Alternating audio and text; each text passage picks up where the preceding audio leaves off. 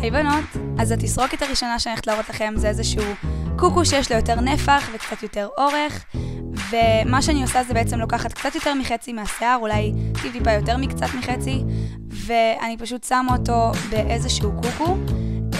אני מפרידה אותו מהחלק התחתון, והקוקו שאני שמה יש עליו גם קישוט קטן ונחמד כזה, פשוט כדי לייפות את העניין ולהפוך אותו ליותר נשי כזה, אני מניחה.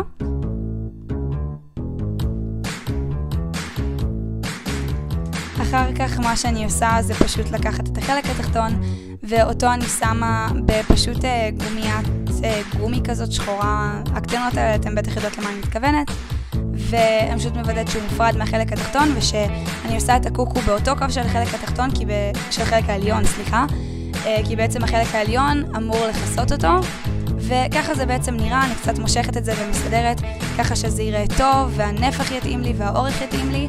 אני מוציאה כמה שערות כדי לפסל את הקו של הפנים, וזה הכל. זה די תסרוקת פשוטה ואני מאוד מאוד אוהבת את איך שהיא יוצאת.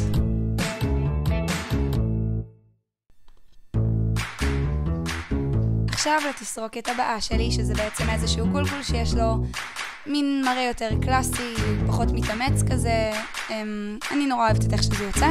אז אני לוקחת את שתי החתיכות היותר קצרות כזה של השיער באזור של הפנים, ואני רק שמה אותם באיזשהו קליפס מאחורה, כדי לא להתעסק בהם כרגע, ואז את שאר השיער, לא כוללת אותם שתי חתיכות, אני פשוט הופכת לאיזשהו מין גולגול צד נמוך כזה, נורא נחמד.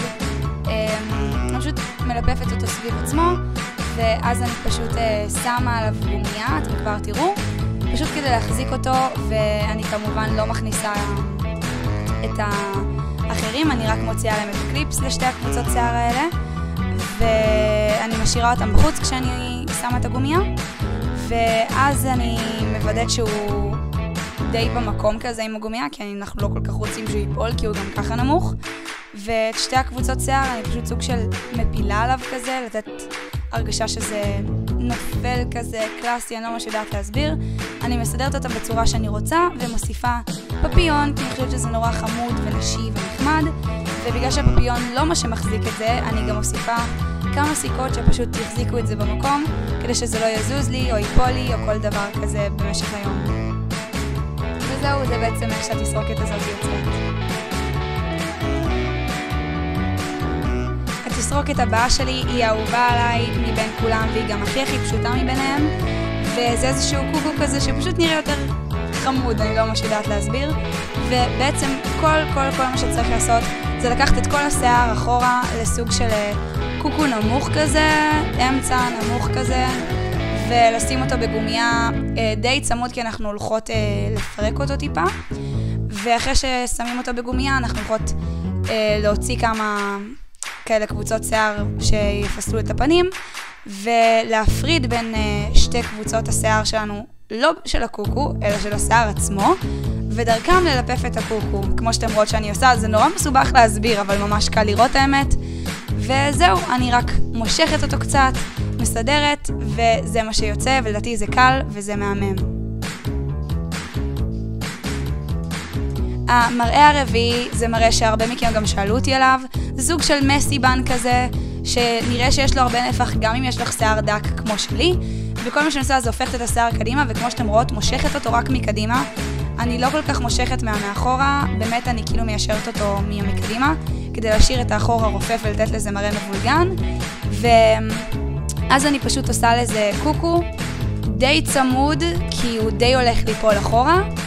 אז אחרי שעשיתי קוקו, אני פשוט מסדרת לעצמי אותו קצת, וכל הדברים הנחמדים האלה, ואז פשוט מתחילה לסובב אותו איך שבא לי, לאיזה כיוון שבא לי, לקבצ'ץ' אותו, זה כל הרעיון בקטע המבולגן שלו. ואחר כך אני פשוט שמה על זה גומיה, אני לא מלפפת אותה סביבו, אני רק שמה אותה פעם אחת, וזה הכל. אחר כך אני עוד פעם מוציאה את אותם שערות לפנים, פשוט נורא אוהבת איך שזה נראה, אני חושבת שזה נותן לזה מראה הרבה יותר טבעי כזה ונחמד, וגם אפשר להשתמש במברשת כמו שאתם רואות, בשביל שזה יצא בדיוק איך שאתם רוצות, ואחרי שאתם מסדרות עם האצבעות אפשר פשוט לבלגן עוד פעם את הקוקורה, כדי באמת לתת לזה יותר מראה של קבוצת שיער מאשר גולגול הדוק כזה וכל הדברים האלה. ואז פשוט להתחיל להוסיף סיכות, המון סיכות. עד שזה בצד שאתם רוצות, בגובה שאתם רוצות, בצורה שאתם רוצות. אפשר לשחק עם זה בלי סוף עד שאתם מגיעות למה שאתם צריכות, ואל תפחדו לשים הרבה סיכות. אף אחד לא מת מזה, הרבה פעמים שומעת בנות שאומרות לי, זה כל כך הרבה סיכות. זה ממש לא נורא וזה מחזיק את זה כל היום. וזהו, ככה זה יוצא. אני מאוד מקווה שנהנתם בנות, והזוכה שלנו בהגרלה של 2,000 רשומות היא ירין, והשם שלה כבר עומד להופיע על המסך, והיא באמת מתוקה, כבר שלחתי לה את הדברים והכל מקסים. וזהו, אני מקווה שאתם נהנתם מהסרטון. אל תשכחו להגיב, לעשות לייק ולהירשם לערוץ. ביי ביי בנות.